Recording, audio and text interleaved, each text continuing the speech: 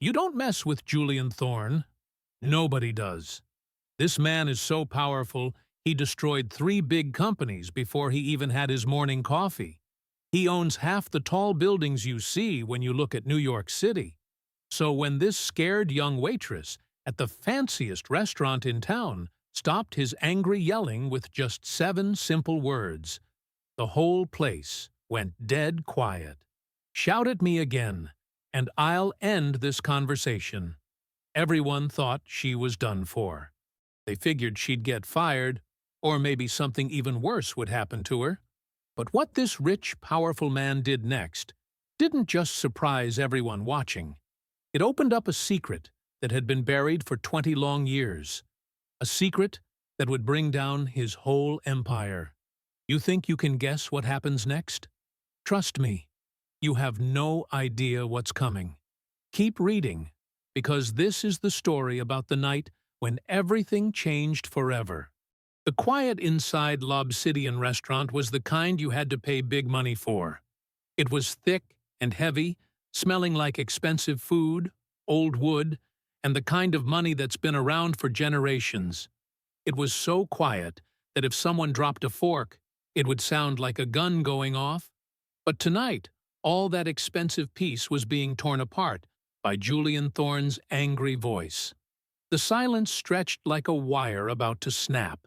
Julian Thorne stood frozen, his hand still raised from his interrupted gesture, staring at the waitress who had just spoken to him like no one had dared in 15 years. Her name tag read Elena in simple black letters, but there was nothing simple about the way she held his gaze. Around them, the restaurant held its collective breath, crystal glasses suspended halfway to lips. Conversations died mid-sentence. Even the soft jazz from the corner piano seemed to falter.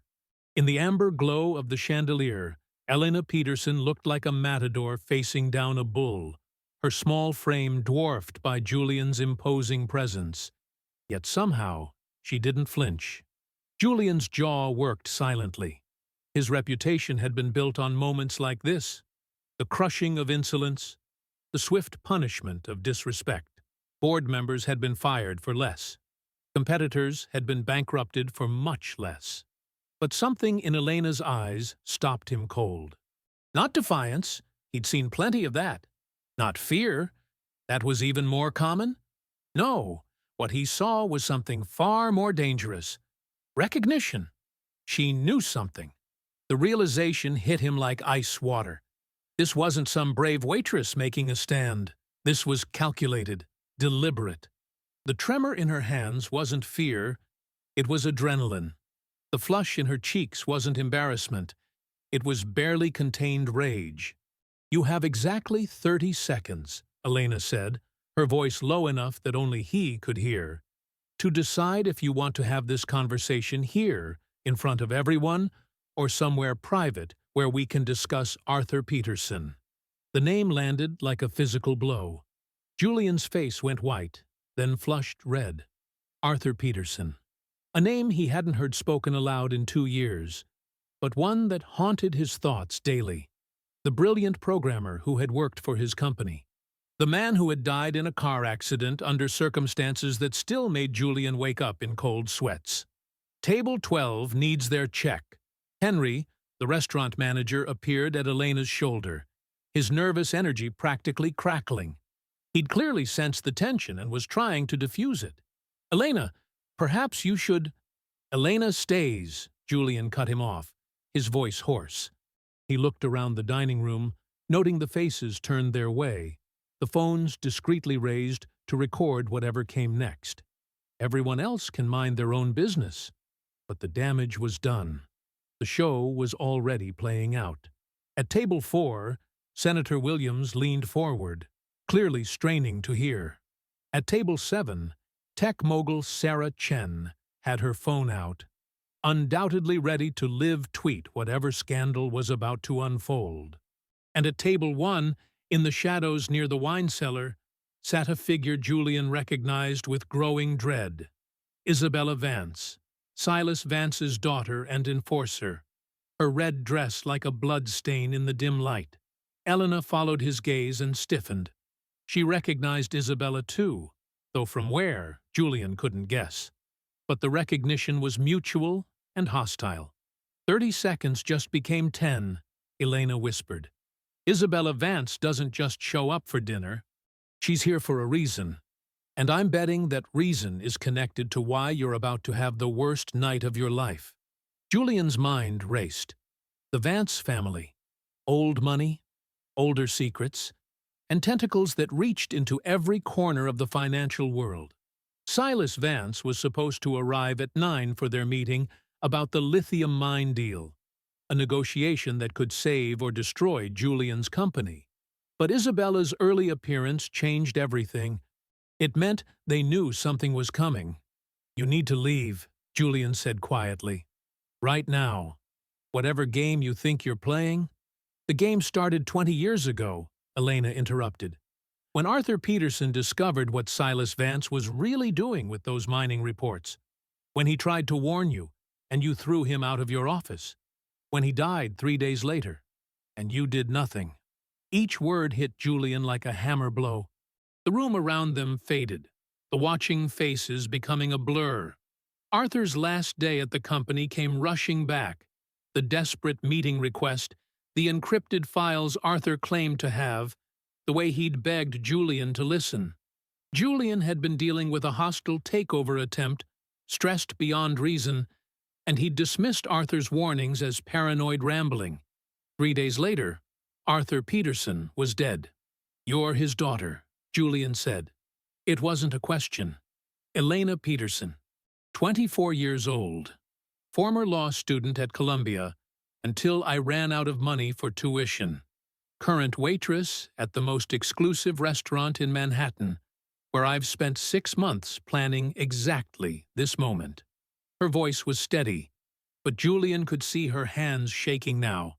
"I've been waiting for the right time to destroy you, Julian Thorne." Tonight seemed perfect. The irony was staggering. Julian had spent 2 years trying to find Arthur's daughter, to make amends somehow, to offer the financial support Arthur should have lived to receive. He'd hired 3 private investigators who'd all come up empty. And here she was, serving his wine and plotting his downfall. "Elena," he started, but she held up a hand. "Save it. I know what you're going to say. You're sorry. You didn't know. You would have helped if you'd understood. But I've watched you for 6 months, Mr. Thorne. I've seen how you operate, the businesses you've crushed, the lives you've destroyed, the way you treat people like they're disposable." Her voice cracked slightly.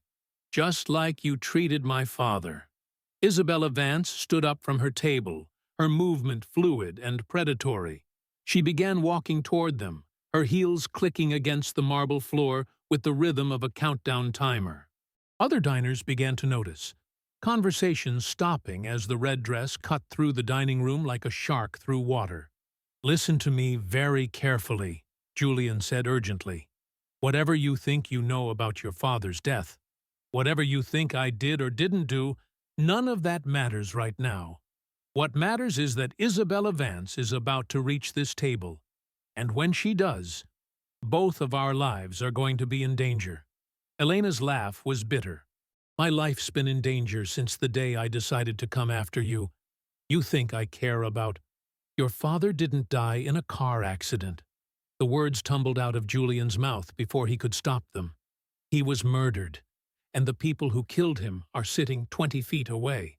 The color drained from Elena's face. Isabella was halfway across the room now, her smile sharp as a blade. Behind her, 2 men in dark suits had appeared near the entrance. Not restaurant staff, Julian was certain of that. "That's impossible," Elena whispered. The police report said what Silas Vance wanted it to say." Julian's voice was barely audible. "Your father found evidence of a massive fraud scheme. Mining reports that had been falsified for decades. Billions in fake reserves. When Arthur tried to expose it, they killed him and made it look like an accident." "You're lying." But Elena's certainty was cracking. If you knew this, why didn't you? Because I only figured it out 6 months ago, and by then, it was too late to save him. Julian's eyes never left Isabella's approaching figure. But it's not too late to save you. Isabella was 10 feet away now, close enough that Julian could see the predatory satisfaction in her eyes. She knew exactly what she was walking into, a confrontation between Julian and Arthur Peterson's daughter, which meant this wasn't coincidence. It was orchestrated. Elena Peterson, Isabella's voice carried across the remaining distance, silk over steel. What a delightful surprise to find you here. Elena spun around, her face a mask of confusion and growing fear. How do you know my name? Oh, darling, we've known exactly where you were for months. Isabella reached their table, her presence somehow making the entire restaurant feel smaller, more trapped. Did you really think you could work at Silas Vance's favorite restaurant without us noticing? Did you think your little investigation into your father's death would go unobserved? The trap was springing shut around them. Julian felt the familiar weight of his phone in his pocket. But who could he call? The police? Half of them were in Vance's pocket. His security team? They were 20 minutes away at best. I don't understand, Elena said, but her voice suggested she was beginning to. Your father was a very thorough man, Isabella continued, pulling out a chair and sitting down uninvited. Too thorough, as it turned out. Even after we eliminated him, we couldn't be certain he hadn't hidden evidence somewhere. Insurance policies have a way of surfacing at inconvenient moments. Julian's blood ran cold. Elena, we need to leave. Right now. But Isabella raised a finger, and the two men by the entrance stepped forward. Not security. Muscle.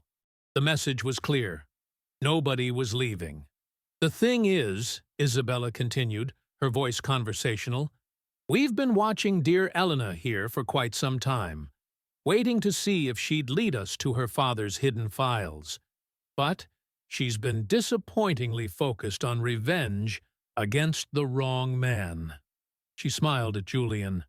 Though I must say, your dramatic confrontation tonight has been quite entertaining. Elena's face had gone pale, but Julian could see her mind working, processing the implications. She was Arthur Peterson's daughter, all right, brilliant and quick to adapt. You killed my father, Elena said quietly. We eliminated a threat to our business interests, Isabella corrected. Just as we eliminate all threats. The restaurant around them continued its facade of normalcy, but Julian could feel the walls closing in. Other diners were still eating, still talking, still living their lives, oblivious to the life and death drama playing out at their table. The chandelier still cast its warm amber light. The jazz still played softly, but underneath it all was the growing certainty that this night was about to take a very dark turn. What do you want? Julian asked. Simple, Isabella said. Elena here is going to help us locate her father's insurance files. And you, Mr. Thorne, are going to complete our lithium mine transaction as scheduled. Everyone walks away happy. And if we refuse? Isabella's smile widened. Well, car accidents do seem to run in the Peterson family. Elena's hands clenched into fists on the table. You're threatening me in a room full of witnesses. Oh, my dear, Isabella laughed. Do you see any witnesses? Look around. Really, look. Julian followed her gaze and felt his stomach drop. The other diners were still there, but they were all carefully avoiding eye contact. Senator Williams was suddenly fascinated by his wine glass. Sarah Chen had put away her phone. Even the wait staff had found urgent tasks that kept them away from their section of the dining room. They were alone in a crowd. Besides, Isabella continued, accidents happen all the time in New York. Kitchen fires, gas leaks, food poisoning, so many ways an evening can go wrong. The threat hung in the air like poison. Julian's mind raced through options, but every scenario ended badly. Isabella Vance didn't make idle threats, and she didn't show up without a plan. "I need time to think," Julian said. "You have until 9 o'clock," Isabella replied, checking her watch. "When my father arrives for your meeting, we'll expect your full cooperation. Both of you." She stood gracefully, smoothing down her red dress. "Oh, and Elena? That little speech about ending conversations? Charming. But the only person who decides when conversations end in this family is my father. And he's very much looking forward to meeting Arthur Peterson's daughter." With that, she glided away, her heels clicking against the marble with the finality of a judge's gavel.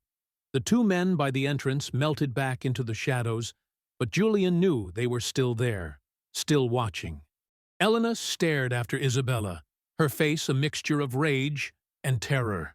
"This isn't how it was supposed to go," she whispered. "How was it supposed to go?" Julian asked. "I was going to expose you, ruin you, make you pay for what happened to my father." Her voice broke. "I had it all planned out. The confrontation, the media attention, the scandal. I was going to destroy your reputation the way you destroyed his life." "Elena," Julian said gently, "I never destroyed your father's life. I failed to save it. There's a difference." She looked at him then, really looked, and for the first time he saw doubt in her eyes. "You really didn't know? About Vance? About the murder? I suspected something was wrong, but I couldn't prove it. By the time I had evidence, you'd disappeared. I've been trying to find you for 2 years. To silence me? To protect you? And to tell you the truth about what really happened to Arthur." The restaurant around them buzzed with nervous energy. Word of the confrontation was spreading. Whispered conversations and sideways glances, creating an undercurrent of tension that even the staff couldn't ignore. Julian could see Henry hovering near the kitchen, clearly wanting to intervene, but not daring to approach. "We have 45 minutes, Julian said, checking his watch. 45 minutes before Silas Vance arrives, and this becomes something we can't walk away from." "What are you suggesting?" "I'm suggesting we stop being enemies and start being allies. Your father died trying to expose Silas Vance's crimes. We can finish what he started." Elena studied his face, searching for deception. "Why would you help me?" "Because I owed your father my life once, and I failed him when he needed me most. Because Silas Vance has been holding that lithium deal over my head for months, and I'm starting to understand why. And because if we don't work together, we're both going to end up like Arthur." The weight of the decision settled between them. Around the restaurant, life continued its careful dance of wealth and power, but at their table, the future hung in the balance. Elena Peterson had come here tonight to destroy Julian Thorne. Instead, she was about to discover that her real enemy had been watching her all along, waiting for exactly this moment to spring a trap that had been 20 years in the making. The question now was whether 45 minutes would be enough time to turn the tables on a man who had never lost a game of power in his life. The elevator to the private dining floor moved like liquid mercury, silent and precise. Elena watched the numbers climb past floors most people would never see, each digit marking her deeper descent into a world where handshakes could topple governments and dinner conversations rewrote the global economy. 43 minutes. Julian stood beside her, his reflection in the polished steel doors showing none of the tension she felt radiating from him. His fingers drummed once against his thigh, a tell so subtle she almost missed it. Almost. "You need to understand something about Silas Vance," he said, without looking at her. "He doesn't just win negotiations. He collects people, their secrets, their weaknesses, their pressure points. By the time you realize you're being played, you're already." The elevator stopped with a whisper. "Already what?" Elena asked. The doors opened onto a corridor lined with original Rothkos, each painting worth more than most people's houses. Julian stepped out first, his shoulders squaring into the armor of absolute confidence he wore in public. Already dead. The private dining room occupied half the building's top floor, its floor-to-ceiling windows offering a view of Manhattan that made Elena feel like she was floating above the city's glittering arteries. The table could seat 20, but tonight held only 4 place settings, each positioned with mathematical precision. Silas Vance sat at the head of the table. Elena's first thought was that someone had made a mistake. This couldn't be the shadow financier who'd orchestrated her father's destruction. This was a fragile old man in a wheelchair, his hands trembling slightly as he raised a crystal glass to his lips. His suit hung loose on a frame that seemed to be disappearing into itself, and when he smiled at their entrance, his teeth were too white, too perfect, the kind of aggressive dental work that spoke of vanity rather than health. "Julian," Silas said, his voice carrying the papery whisper of advanced age, "and you must be Miss Peterson, though I suppose I should say Miss Elena Peterson, daughter of Arthur Peterson, deceased." The wine-glass in Elena's hand, when had someone given her wine, trembled imperceptibly. Julian's warning echoed in her mind, but she forced herself to step forward, to meet those pale blue eyes that seemed to see everything. "Mr. Vance, please, sit." A woman materialized from the shadows near the windows, tall, elegant, wearing a red dress that looked painted onto her body. She moved with the fluid grace of a predator, her dark hair pulled back severe enough to make her cheekbones appear sharp as blades. "This is my daughter, Isabella. She handles my communications." Isabella Vance smiled without warmth and gestured to Elena's chair. As Elena sat, she noticed Isabella's hands, manicured nails filed to points, a thin scar running from her left wrist to her elbow, the kind of scar that came from defending against something very sharp. Julian took his seat across from Elena, his expression carefully neutral. The choreography of power plays had begun. 41 minutes, Silas said, consulting a watch that probably cost more than Elena's father had made in a year. "Efficient. I appreciate efficiency, Julian. It's why our arrangement has lasted so long." "Our arrangement," Julian replied, "was contingent on certain understandings. Recent events suggest those understandings may need revision." Silas laughed, the sound like autumn leaves scraping against concrete. "Recent events? Is that what we're calling your little crisis? The lithium deal that could save your empire? Or the mysterious appearance of Miss Peterson in your life? Such interesting timing." Elena felt the conversation flowing around her in currents she couldn't quite navigate. Every word carried weight she didn't understand, references to deals and arrangements that predated her involvement by decades. She was supposed to be Julian's secret weapon, but sitting here, she felt like a child who'd wandered into an adult conversation. "The Bolivian operation," Julian said carefully, "represents a significant investment opportunity for both our organizations. The environmental concerns can be managed with proper oversight and—" "Oh, Julian." Silas set down his wineglass with the gentle precision of a chess master placing a piece, always so concerned with the optics. "Tell me, Miss Peterson, what do you know about your father's work?" The question hit Elena like cold water. She'd prepared for negotiations about lithium mining, environmental impact assessments, profit-sharing agreements. She hadn't prepared for this. "My father was a programmer," she said slowly. "He worked on financial systems, database management." "Database management." Silas repeated the words as if they were particularly amusing. "Isabella, would you say Arthur Peterson was merely a database manager?" Isabella Vance spoke for the first time, her voice carrying a slight accent Elena couldn't place. "Arthur Peterson was the most dangerous man in New York. He just didn't know it." "My father wasn't dangerous to anyone," Elena said, feeling heat rise in her cheeks. "He was a good man who tried to do the right thing. and Julian Thorne destroyed him for it. The silence that followed was so complete, Elena could hear her own heartbeat. Then Silas began to laugh again, that dry autumn sound, and this time he didn't stop. He laughed until tears ran down his cheeks, until Isabella placed a concerned hand on his shoulder, until Julian's carefully controlled expression cracked just enough to show something that might have been panic. "Oh, my dear child," Silas said, when he could finally speak again. "Julian didn't destroy your father. I did." The words hit Elena's chest like a physical blow. The wine glass slipped from her fingers, shattering against the marble floor with a sound like breaking crystal bells. Red wine spread across white stone like blood.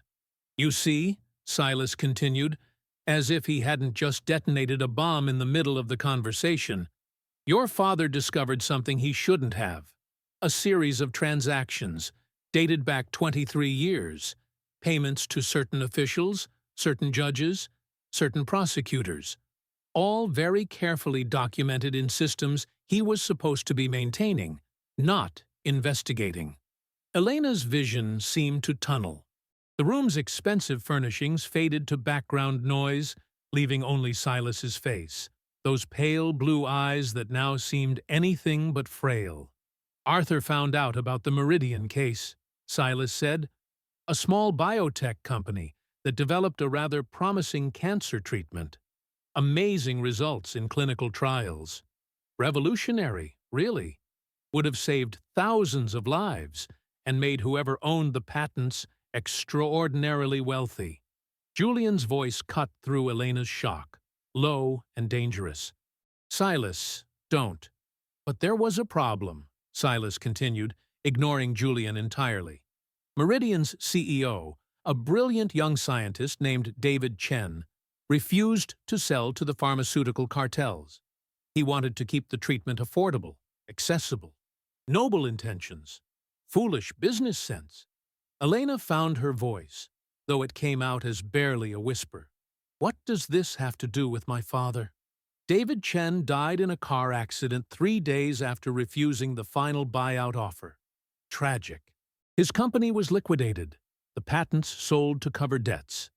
The treatment disappeared into a vault somewhere, probably never to be seen again.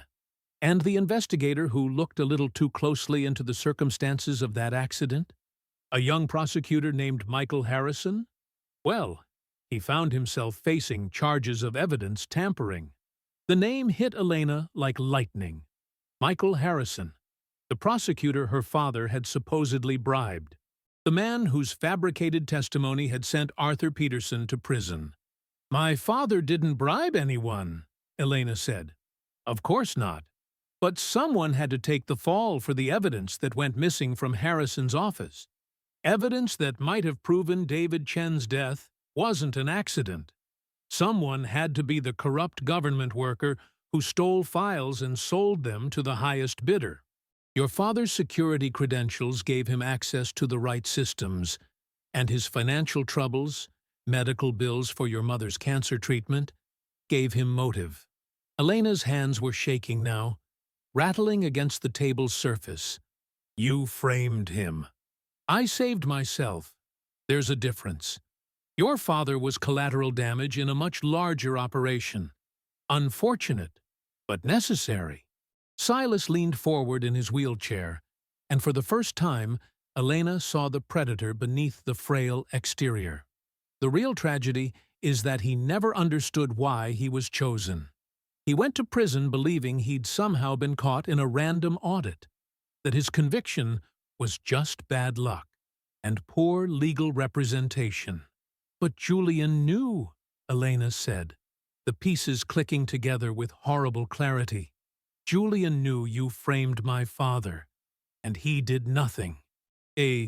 Julian," Silas said, "was my lawyer." The room seemed to tilt around Elena. She gripped the edge of the table, trying to anchor herself to something solid, as her entire understanding of the last 20 years crumbled. "I was 26, Julian said quietly, fresh out of law school. Silas offered me more money than I'd ever imagined, and all I had to do was make sure certain legal proceedings went smoothly. I didn't know about your father until after. You knew. Elena's voice was steel. You knew an innocent man was going to prison, and you let it happen. I found out too late to stop it, but I spent the next 20 years making sure Silas could never do it again. Every deal, every contract, every transaction, I built safeguards. I thought I could control him from the inside. How noble, Isabella Vance said, her voice dripping contempt. The conscience-stricken lawyer who thinks he can manage a monster. Elena stood up so fast her chair toppled backward. The sound echoed through the dining room like a gunshot. You want to know the beautiful irony, Silas said. Your father actually did find evidence of my involvement in the Chen murder. He copied files, made backups, prepared a complete dossier. He was going to take it to the FBI the week after his trial ended. Where is it? Elena's voice was barely human now. Burned with everything else when your apartment building had that unfortunate electrical fire 6 months after his death. Amazing how these old buildings just go up in flames sometimes. Your father was very thorough, but not thorough enough to hide evidence from someone who'd been covering tracks for 30 years. Elena's vision went red around the edges. She could feel her pulse in her temples, could taste copper in her mouth. Every muscle in her body was coiled for violence, and the only thing keeping her from lunging across the table was Julian's hand on her wrist. Elena, Julian said urgently, this is what he wants. He wants you emotional, wants you to make mistakes. Mistakes? Elena laughed, and the sound was nothing like humor. My mistake was thinking you were my enemy instead of him. I'm trying to protect you, Julian said. Like you protected my father? Silas clapped slowly, the sound echoing through the tension like breaking bones. Magnificent, simply magnificent. Isabella, have you ever seen such delicious irony? The daughter seeks revenge against her father's protector, while dining with his actual killer. Protector? Elena spun toward Julian, her eyes blazing. Is that what you call letting an innocent man die in prison? Your father didn't die in prison, Julian said quietly. He died in a hospital, surrounded by the best medical care money could buy. Care that I paid for. The heart attack was real, but everything else, the prison transfer, the medical leave, the private room, I arranged all of it. Too little, too late, Elena snarled. Perhaps, but not too late to save his daughter. The words hung in the air like a challenge. Elena felt something shift in the room's atmosphere, a tension that had nothing to do with her anger, and everything to do with the way Isabella Vance was watching the conversation with the intensity of a cat studying a mouse hole. Save me from what? Elena asked. Silas smiled, and this time the expression reached his eyes. From becoming another loose end, my dear. You see, the problem with family is that they never know when to let sleeping dogs lie. Your father couldn't leave well enough alone, and now here you are, carrying on the family tradition. I don't know anything about your crimes, Elena said. I can't hurt you. Not yet. But you're Arthur Peterson's daughter. You have his curiosity, his persistence, his irritating moral compass. Give you time, and you'll start digging into things that should stay buried. I learned my lesson 20 years ago. It's much easier to handle problems before they become problems. Elena felt cold understanding creep up her spine. You're going to kill me. Not me personally. I'm far too frail for such physical activities. Silas glanced at Isabella, who smiled and touched something at her hip, a movement so subtle Elena almost missed it. Almost. But accidents happen all the time in Manhattan. Muggings gone wrong, subway accidents, gas leaks in old apartments. The city can be very dangerous for young women living alone. Julian was on his feet now, his body positioned between Elena and Isabella Vance. Our deal doesn't cover murder, Silas. Our deal, Silas said, covers whatever I say it covers. You've been playing lawyer long enough, Julian. Time to remember that lawyers are employees, not partners. The dynamic in the room shifted like tectonic plates grinding against each other. Elena could see it in the way Julian's hands had moved to his sides, ready for violence. Could see it in the way Isabella had angled herself for a clear line of attack. Could see it in the way Silas sat back in his wheelchair. No longer the frail old man, but the puppet master pulling strings. The lithium deal, Elena said suddenly, pieces clicking together. This was never about lithium. Very good, Silas said. Though you're only partially correct. The lithium is real. The mine is real. The money is real. But the deal was always secondary. The primary objective was getting you in a room with no witnesses and no way out. Elena looked around the private dining room with new eyes. The windows were sealed. The elevator required a key card. The service entrance was certainly monitored. They were 40 stories above the street, surrounded by enough security to stop an army. "Julian," she said without taking her eyes off Silas, "please tell me you have a plan." "I'm working on it." Isabella Vance laughed, the sound like breaking glass. "Julian Thorne, master strategist, improvising. How the mighty fall." Silas checked his watch again. 31 minutes. I do appreciate punctuality, even in matters of life and death. "Isabella, I think we've socialized enough for one evening." Isabella reached inside her jacket with practiced ease, but Julian moved faster than Elena would have thought possible for a man his age. He grabbed the nearest wine bottle, a Bordeaux that probably cost more than Elena's monthly rent, and hurled it at the window behind Silas. The glass exploded outward in a shower of crystal and night air, wind rushing into the room with the force of a hurricane. Papers scattered, candles flickered out, and the carefully orchestrated atmosphere of power and control shattered like the window itself. "The terrace!" Julian shouted over the wind. "Move!" Elena didn't think, just ran toward the gaping hole in the wall. Behind her, she heard Isabella curse in what might have been Russian, heard Silas shouting orders, heard the distinctive sound of something metallic being drawn from leather. The terrace was nothing more than a narrow ledge wrapping around the building's exterior, designed for window washing rather than human occupancy. Elena grabbed the railing with both hands, her knees shaking as she looked down at the street 40 floors below.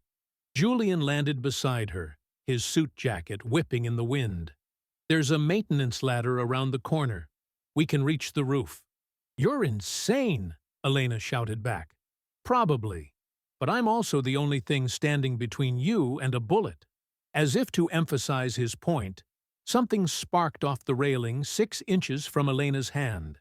Isabella Vance stood in the shattered window, silhouetted against the restaurant's warm light, holding what looked like a very professional pistol with a very professional silencer. "Move," Julian said, and pushed Elena along the ledge toward the building's corner. The wind up here was vicious, carrying the sounds and smells of Manhattan up from the streets below. Elena pressed herself against the building's facade, her fingers searching for handholds in the stone, her entire world reduced to the 12 inches of concrete beneath her feet, and the promise of a maintenance ladder somewhere ahead. Behind them, Isabella was navigating the terrace with the confidence of someone who'd done this before. Her heels clicked against the concrete with metronomic precision, each step bringing her closer to a clean shot. "There," Julian said, pointing to a series of metal rungs bolted to the building's exterior. 30 seconds to the roof. Elena looked at the ladder, then at the drop below, then at Isabella Vance methodically closing the distance between them. 30 seconds might as well have been 30 hours. "I can't," she said. "You can. Your father's daughter, remember? Arthur Peterson never backed down from a fight." 2. Something in Julian's voice, not desperation but absolute certainty, made Elena look at him clearly for the first time since the window had exploded. His hair was disheveled, his tie was gone, his perfect suit was torn at the shoulder. But his eyes were steady, focused, completely without fear. This was a man who'd spent 20 years preparing for this moment. "Elena," he said, "trust me." She reached for the ladder's first rung, her hands slick with sweat and wind-driven moisture.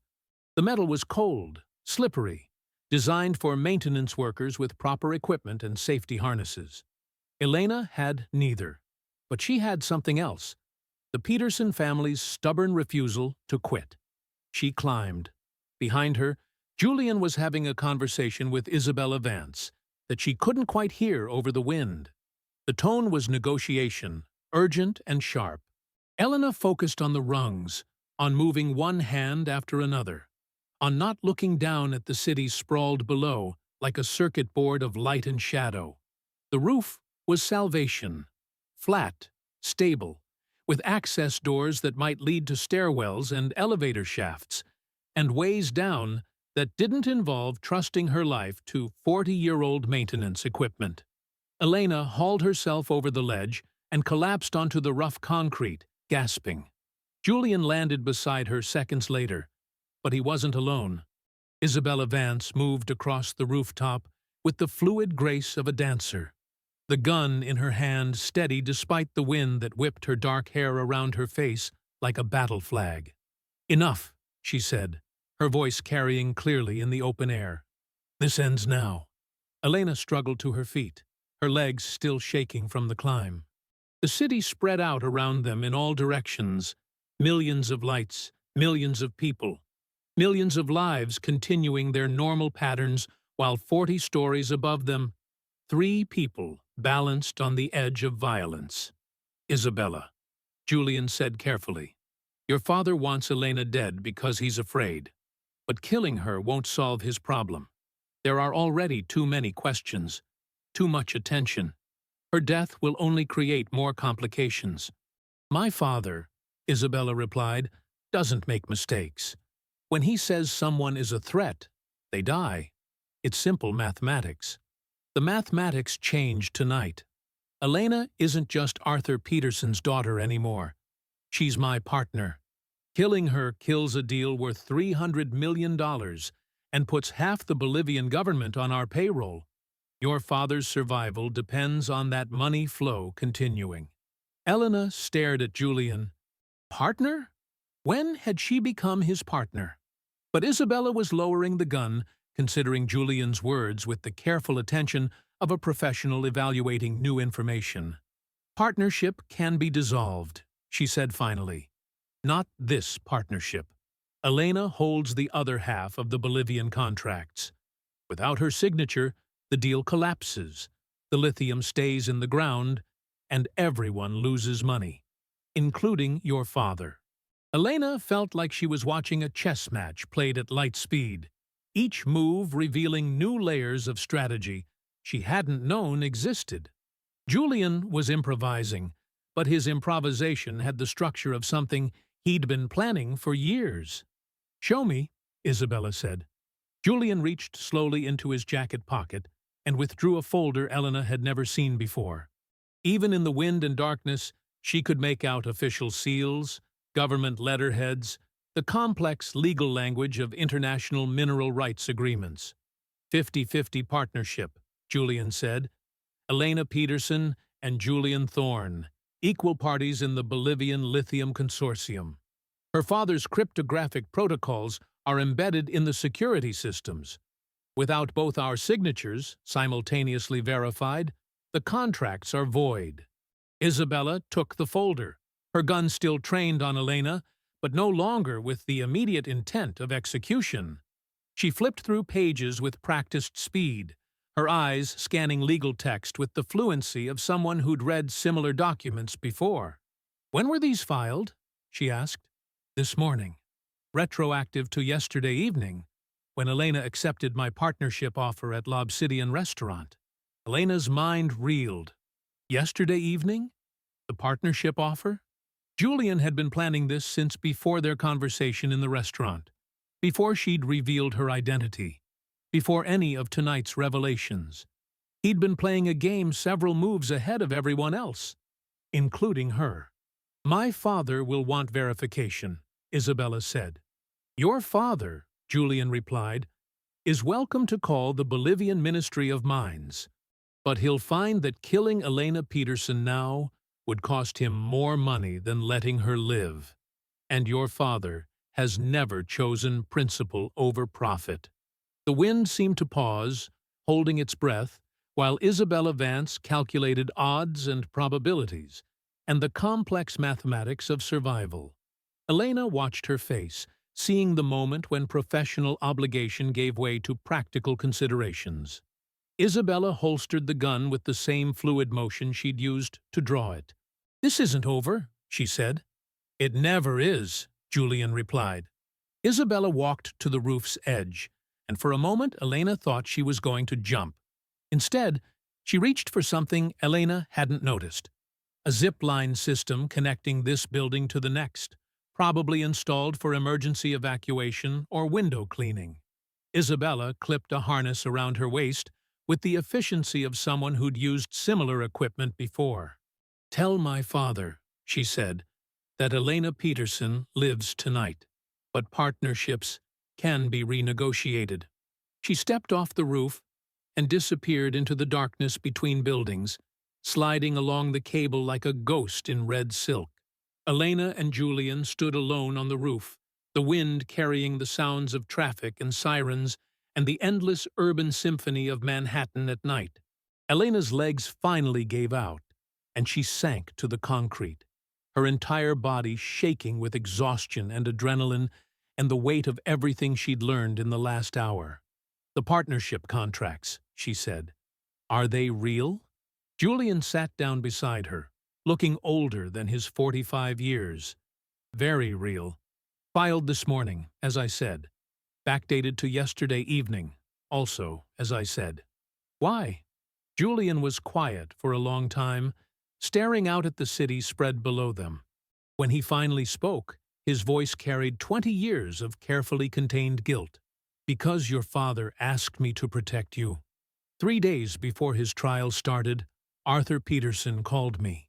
He knew he was going to prison, knew he couldn't fight Silas Vance's money and influence, but he also knew that someday you'd come looking for answers. He made me promise that when that day came, I'd be ready." Elena felt tears on her cheeks, though she couldn't remember starting to cry. "You've been waiting for me for 20 years? I've been preparing for you for 20 years. Every business decision, every investment, every relationship I've built, it's all been designed to give me enough power to protect Arthur Peterson's daughter when she finally decided to take on the man who destroyed her father. But the things you did, the people you hurt building your empire, I know. I've done terrible things to become powerful enough to face Silas Vance. Your father wouldn't have approved of my methods, but he would have approved of my goal." Elena closed her eyes, trying to process everything. Her father, the man she'd thought was weak and broken, had actually been strong enough to see 20 years into the future, had been smart enough to recruit his enemy's lawyer as his daughter's protector, had been loving enough to sacrifice his own reputation to save her life. "There's something else," Julian said. "Something Silas doesn't know. Something Isabella can't report back to him." Elena opened her eyes. "What?" Julian smiled for the first time since she'd met him, and the expression transformed his entire face. "Your father was more paranoid than Silas ever imagined. The evidence that supposedly burned in your apartment fire? Arthur never kept the originals there. He was much too smart for that. Where are they? Safe deposit box. Bank of Manhattan, downtown branch. Box number 247. The key is taped under the drawer of your father's old desk." Elena stared at him. "What desk?" "The one in storage unit B47 at Manhattan Mini Storage on West 84th Street. The unit your father rented under his middle name 3 months before his trial. The unit he never told anyone about. including me, until the day before he died. The words hit Elena like lightning. Evidence. Real evidence. Proof of Silas Vance's crimes. Documentation of the conspiracy that had destroyed the Chen family and framed her father. Everything they needed to bring down a man who'd been untouchable for 30 years. "How do you know about the storage unit?" Elena asked.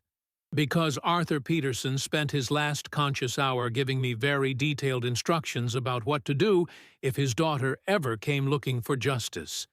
He was a thorough man, Elena. Much more thorough than his enemies ever realized." Elena stood up, her exhaustion forgotten. The wind seemed to be carrying new possibilities now, new chances for the justice that had been denied for 2 decades. Below them, Manhattan glittered with promise. "What happens now?" she asked. Julian stood beside her, straightening his torn jacket with automatic precision. "Now we go collect your inheritance. And then we destroy Silas Vance so completely that he'll wish Isabella had killed us both tonight." In the distance, sirens wailed through the urban canyon, but Elena couldn't tell if they were coming closer or moving away. It didn't matter. Whatever came next, she was ready for it. Arthur Peterson's daughter was finally home. The service elevator at L'Obsidian descended with mechanical precision, carrying them into the restaurant's basement levels. Elena's reflection in the polished steel doors showed torn fabric and smeared makeup, but her eyes held something that hadn't been there hours earlier. Purpose. Julian pressed his palm against a hidden scanner beside the freight entrance. "Your father was paranoid about digital security, but he trusted analog hiding places." The lock disengaged with a soft click. Smart man. They emerged into an alley where Julian's driver waited beside a black sedan, engine running. No questions were asked as they slipped into the leather interior.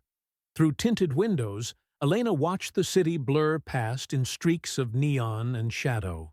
"The storage facility is in Queens," Julian said, checking his phone. "Arthur rented the unit under a shell company I helped him establish. He said if anything happened to him, someone would eventually come looking for the truth." Elena touched the bandage on her arm where Isabella's blade had found its mark. He knew this would happen.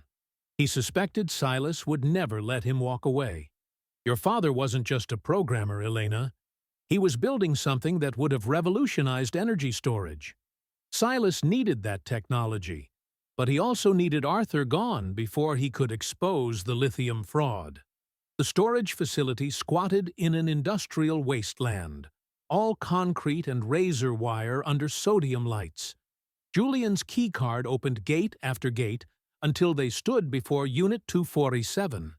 The roll-up door revealed a space that looked more like a bunker than storage.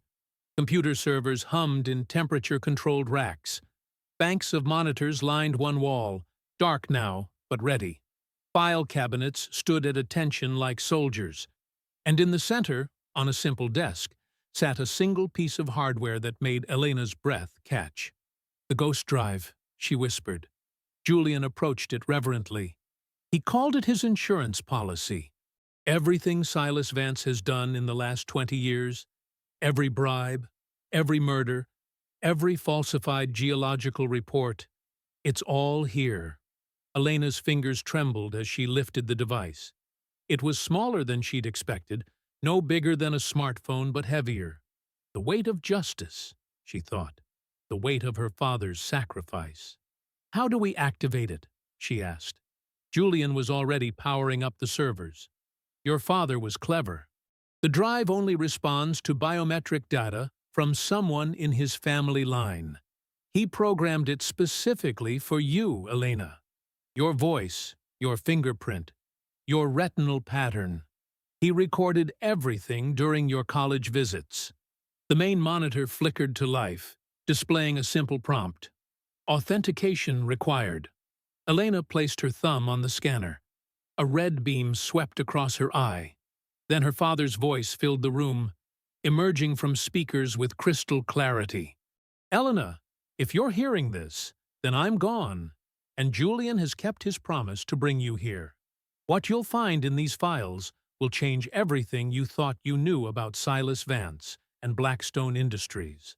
Folders cascaded across the screen, financial records spanning decades, geological surveys marked classified, audio recordings, video files, email exchanges, bank transfers. A digital avalanche of evidence that painted a picture of corruption so vast, it took Elena's breath away. Jesus, she breathed, scrolling through Silas's communications. He's been stealing from his own shareholders for 15 years. The Peruvian mine isn't worthless because the lithium ran out. There never was any lithium. He's been shipping in cheap ore from Bolivia and doctoring the assay reports. Julian leaned over her shoulder, his presence solid and reassuring. Keep reading. Cheater. The next folder made Elena's knees weak. Planned eliminations contained names, dates, methods. Her father's name sat at the top of a list that included 3 other Blackstone engineers, 2 geological surveyors, and a Securities Commission investigator. He killed all of them, Elena said, her voice barely above a whisper. Everyone who got too close to the truth. Now look at the dates, Julian said grimly. Elena's blood turned to ice. The list continued beyond her father's death, with entries as recent as 3 months ago. More names, more planned murders, and at the bottom, in Silas's own handwriting, Julian Thorne, priority target, asset recovery, 89%. He's been planning to kill you too, she said. For years. Tonight wasn't about the lithium deal, Elena. It was about eliminating the last threats to his empire. You, because you might inherit your father's knowledge. Me, because I've been getting too close to the truth. Elena sank into her father's chair, overwhelmed by the scope of the conspiracy. All this time, I thought you destroyed my family, but you were trying to protect us. Julian's reflection appeared in the dark monitor beside her own. Arthur was my friend, long before he was my employee. When he started suspecting Silas, he came to me. We tried to build a case through legitimate channels, but Silas owned too many people in too many agencies. Arthur decided to go it alone, gather irrefutable evidence, and died for it. He died believing someone would eventually find this place and finish what he started. He died believing in you, Elena. The servers around them hummed with purpose as Elena navigated deeper into the archive. Each file revealed new depths to Silas's criminality. Bribery networks spanning 3 continents. Environmental disasters covered up. Entire communities poisoned by illegal mining operations. There's enough here to put him away for multiple lifetimes, she said. If we can get it to the right people before Silas realizes what we have. Julian was already making phone calls, his voice crisp and commanding as he spoke to contacts at the FBI, the SEC, the Justice Department. I'm calling in every favor I've accumulated in 20 years. While Julian orchestrated their legal strategy, Elena found herself drawn to a folder labeled simply, My Daughter. Inside were hundreds of photos he'd somehow obtained. Her high school graduation, college presentations, even pictures from the restaurant where she'd worked these past months. He was watching over you, Julian said, ending another call. Arthur asked me to keep you safe from a distance. I had people monitoring that restaurant, making sure Silas never realized you were alive. But tonight, you let me walk into the lion's den. Tonight, you chose to walk into the lion's den. And you proved you're stronger than either of us imagined. Julian's smile was tired but genuine. Besides, I wasn't going to let anything happen to Arthur Peterson's daughter. Not on my watch. Elena's phone buzzed. Text messages from Henry, worried about her disappearance. From other servers asking if she was okay. From a life that suddenly felt very small and very far away. I can't go back to slinging coffee and dodging grabby customers, she said. Not after this. You don't have to. Arthur left more than just evidence, Elena.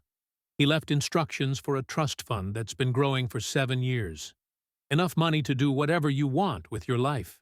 What I want is to make sure Silas Vance pays for what he did. Then we'd better move fast. The FBI is sending a team to arrest him, but Silas has escaped justice before. Too many connections, too many people in his pocket. Elena was already copying files to encrypted drives, her fingers flying over the keyboard with the efficiency her father had taught her. Not this time. This time we're going to make it impossible for him to run. What do you have in mind? Her smile was sharp enough to cut glass. Silas Vance built his empire on secrets and lies. Let's see how he handles the truth going viral. Within an hour, Elena had uploaded selected files to every major news outlet, financial blog, and social media platform she could access. The story began spreading like wildfire across the internet. Blackstone Industries' stock price began plummeting in after-hours trading. Government agencies launched simultaneous investigations. "It's beautiful," Julian said, watching the chaos unfold across multiple screens. Arthur would be proud, but Elena was already moving to the next phase. "We need to warn the others on his list. If Silas realizes his empire is collapsing, he might try to take everyone down with him." They worked through the night, making calls, sending encrypted messages, coordinating with law enforcement agencies across multiple jurisdictions. By dawn, Silas Vance's carefully constructed world was crumbling from all sides. Elena's phone rang. The caller ID showed a number she didn't recognize. "Answer it," Julian said, "but put it on speaker." Elena Peterson. Silas Vance's voice was different now. Smaller, older. The commanding presence from the restaurant had evaporated, leaving behind a frightened old man facing the end of everything he'd built. "You foolish girl. Do you have any idea what you've done?" "I've done what my father couldn't finish. I've told the world the truth about you." "The truth?" Silas laughed bitterly. "The truth is that I gave your father a job, a career, a future, and he repaid me with betrayal. He repaid you with justice." "Justice?" The word came out like a curse. "I've spent 50 years building Blackstone Industries. I've created jobs for thousands of people. I've advanced technology that will power the future. Your father would have destroyed all of that for his precious moral principles." Elena's voice was steady as steel. "Those jobs were built on lies. That technology was stolen. And those moral principles are the only thing separating civilization from chaos." Naive child, you think the world runs on moral principles?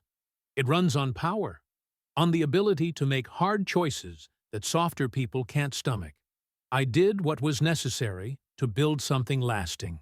You did what was necessary to build something evil. And now it's over. There was a long silence.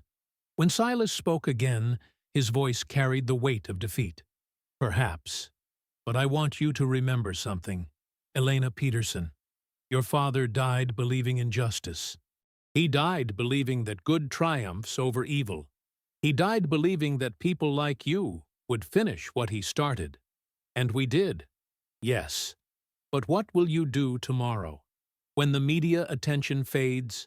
When the government agencies move on to the next scandal? When the lawyers find loopholes and the appeals begin? What will you do when you realize that destroying one monster just makes room for another?" Elena looked at Julian, who nodded encouragement. "We'll do what my father would have done. We'll keep fighting. Every day, every case, every injustice. Because that's what it means to honor the dead." The line went quiet for so long that Elena thought Silas had hung up. Then she heard sirens in the background, growing louder. "They're here," Silas said simply. "I suppose this is goodbye, Miss Peterson. I hope you find whatever peace you're looking for in my destruction." The call ended. On the news feed streaming across the monitors, Elena watched federal agents surrounding Silas Vance's Manhattan penthouse. The man who had haunted her nightmares for 7 years was finally being led away in handcuffs, his empire reduced to ash and scandal. "It's over," she said. Julian placed a gentle hand on her shoulder. "This part is over, but Arthur Peterson's daughter has a lot of living left to do." Elena powered down the servers one by one, watching her father's digital legacy fade to black. In the sudden silence of the storage unit, she could hear her own heartbeat, steady and strong. For the first time in 7 years, it wasn't racing with hatred or fear. "I need to call Henry," she said. "Tell him I won't be coming back to the restaurant." "New plans?" Elena looked around the bunker her father had built, filled with the tools he'd used to fight for justice. "I think I know what I want to do with the rest of my life. And I think I know who I want to do it with." Julian's smile was answer enough. Arthur Peterson's daughter was finally ready to build something new from the ashes of the old, something her father would have been proud of, something that would last. 3 months later, Elena stood in what had been Arthur Peterson's old office, now transformed into something that would have made her father smile. The walls still held his photographs of circuit boards and late-night coding sessions, but they were joined by framed articles from the Financial Times and Wall Street Journal, headlines that read, "Vance Empire Crumbles," "Silicon Valley's Hidden Predator Exposed," and "The Waitress Who Brought Down a Billionaire." She wasn't a waitress anymore. The mahogany desk where Arthur had once debugged code now held contracts for Peterson Thorne Investigations, a consulting firm that specialized in corporate forensics and technological fraud. The irony wasn't lost on her that she was doing exactly what her father had tried to do 20 years ago, except now she had the resources and protection to do it right. Julian entered, carrying 2 cups of coffee, a routine they'd developed over the weeks of building their partnership. He moved with less of the predatory tension she remembered from that first night at L'Obsidian. Success suited him differently than she'd expected. It made him quieter, more thoughtful. "The FBI called," he said, settling into the chair across from her desk. "Silas died in federal custody last night. Heart attack." Elena felt something she hadn't expected. Not satisfaction, not relief, but a kind of hollow completion. "Isabella? Fled to Monaco before the indictments were unsealed. She'll spend the rest of her life looking over her shoulder, but at least she's looking." Julian sipped his coffee. "Your father's evidence didn't just take down Silas. It unraveled 3 decades of corporate manipulation. The ripple effects are still spreading." Through the window, Elena could see the Manhattan skyline her father had once helped wire with fiber optic cables. He'd been building the infrastructure for the digital age, while Silas had been stealing credit and destroying lives. Now that same digital infrastructure was being used to expose every crime Silas had committed. "I keep thinking about that night," Elena said. "How angry I was. How certain I was about who the enemy was." Julian's smile was rueful. "Anger has its uses. It got you into that restaurant. It made you brave enough to challenge me. Without that anger, we might never have found each other. And Silas might still be pulling strings from his wheelchair. Your father would have found another way eventually. Arthur Peterson was the most persistent man I ever knew. He left breadcrumbs everywhere, fail-safes within fail-safes. The ghost drive was just one of dozens of insurance policies he'd built into the system." Elena opened her laptop and pulled up the Peterson Thorne case files. Their first official investigation had been helping a small tech startup that was being systematically sabotaged by a larger competitor. The parallels to Arthur's story were obvious, but this time they'd been able to intervene before anyone died. The startup was now thriving, and their competitor was facing SEC investigations. "We have 17 active cases," she said. "Everything from patent theft to investor fraud. Amazing how many people need help once word gets out that someone's actually willing to fight back. Your father spent 20 years building the tools. We're just finally using them properly." "Cool." The office door opened, and Marcus Rivera entered, carrying a tablet and wearing the satisfied expression of someone who'd just cracked a particularly stubborn puzzle. Marcus had been Arthur's graduate student and had spent the last 2 decades working in cybersecurity, never knowing his mentor's real fate until Elena tracked him down. Now he served as Peterson Thorne's chief technical investigator. "The Synthex case just broke wide open," Marcus announced. "Remember how their CFO kept insisting the books were clean? Well, Arthur's pattern recognition algorithms found the ghost transactions. Looks like someone's been siphoning research funds for the better part of a decade." Elena felt the familiar thrill of a case coming together. It was different from the revenge she'd sought against Silas. This was proactive protection rather than reactive punishment. How much? 47 million, channeled through a network of shell companies that all trace back to. Marcus paused for dramatic effect. The CFO's brother-in-law's consulting firm. Julian laughed. "They never learn. If you're going to steal, at least be creative about it." "Arthur's algorithms don't care about creativity," Marcus said. "They just follow the data trails. Speaking of which, Elena, you need to see this." He handed her the tablet. On the screen was an email, time-stamped from 6 months before Arthur's death. The recipient was listed as future daughter, and the sender was simply Dad. Elena's breath caught. How is this possible? He died before email scheduling was even. "Your father built his own email delay system," Marcus explained, "tied it to news algorithms and death records. If his name appeared in obituaries, the system would start releasing pre-written messages on a schedule he designed. This one was set to arrive exactly 120 days after Peterson Thorne Investigations was legally incorporated." With shaking fingers, Elena opened the message. "My dearest Elena, if you're reading this, then several impossible things have become possible. You've learned the truth about how I died. You've met Julian Thorne. You've chosen to fight rather than simply survive. You've built something new from the wreckage of something old. I wrote this message in my office late one night, looking at your graduation photo and wondering what kind of world you'd inherit. I hoped you'd become a lawyer, fight injustice from within the system. I never imagined you'd become something better than a lawyer. You'd become a guardian. Julian will have told you about the promise he made. What he won't tell you is why I trusted him with that promise. Julian Thorne could have destroyed me professionally 20 years ago. He had the resources and the connections. Instead, he chose to help, even knowing it might cost him. That's the measure of a person, Elena. Not what they do when it benefits them, but what they do when it costs them something. I've left you more than evidence and algorithms. I've left you a partner who understands that some fights are worth the risk. Some battles are worth the casualties. Some enemies are worth becoming. The Peterson name was destroyed by lies. I'm trusting you to make it mean something true. Build something lasting. Build something just. Build something I'd be proud to have my name on. All my love, Dad P.S. Check the bottom drawer of my desk. Left side. Behind the old circuit boards. I think you'll find the combination familiar."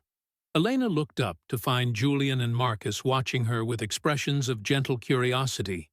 "He knew," she said simply. "Somehow he knew we'd end up working together." "Arthur was always planning for contingencies," Julian said, "even when the contingency was his own death." Elena moved to the desk's bottom drawer.